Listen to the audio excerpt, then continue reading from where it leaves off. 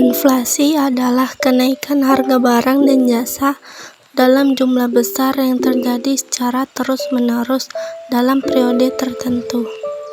Ada 4 dampak dari inflasi. Yang pertama yaitu daya beli kurang. Saat inflasi terjadi, harga barang dan jasa akan meningkat sehingga nilai uang pun menurun. Apabila hal terus terjadi, maka standar hidup masyarakat pun akan memburuk. Kemudian nilai uang menurun. Harga barang yang semakin mahal akibat inflasi dapat dirasakan oleh seluruh lapisan masyarakat.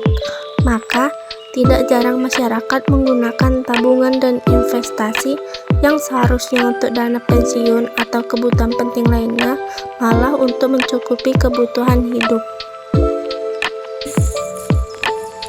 Dampak inflasi, suku bunga tinggi. Sebagai bank sentral, salah satu hal yang bisa dilakukan oleh Bank Indonesia untuk mengatasi inflasi adalah meningkatkan suku bunga acuan.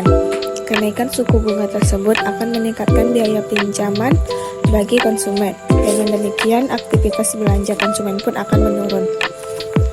Pertumbuhan ekonomi melambat.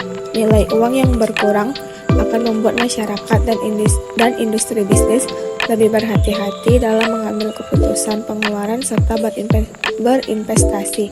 Menurunnya permintaan dari konsumen tersebut berdampak pada produksi barang dan jasa sehingga melambatkan pertumbuhan ekonomi.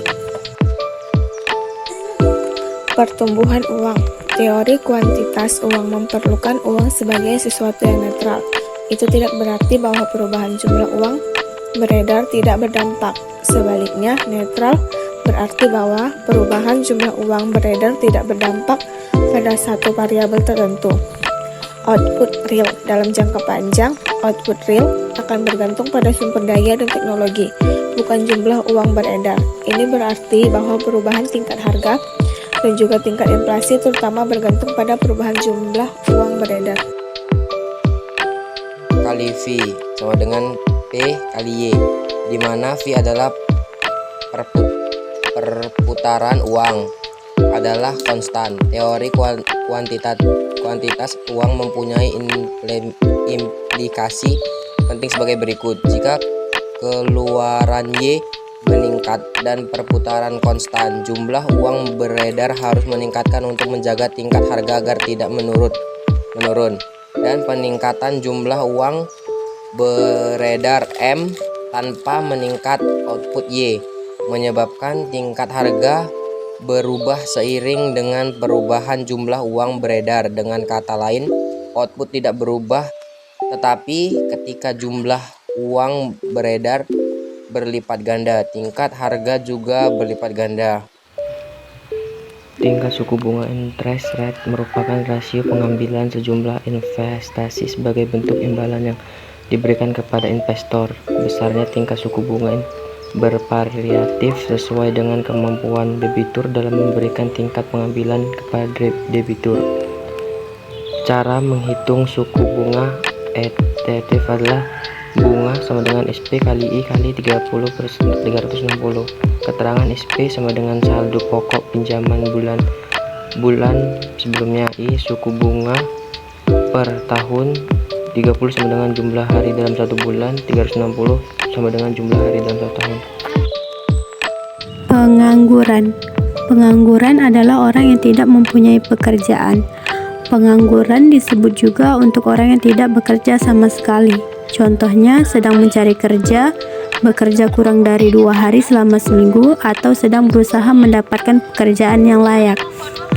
Pengangguran adalah seseorang yang tergolong dalam angkatan kerja atau usia 15-65 tahun dan ingin mendapatkan pekerjaan namun belum berhasil memperolehnya.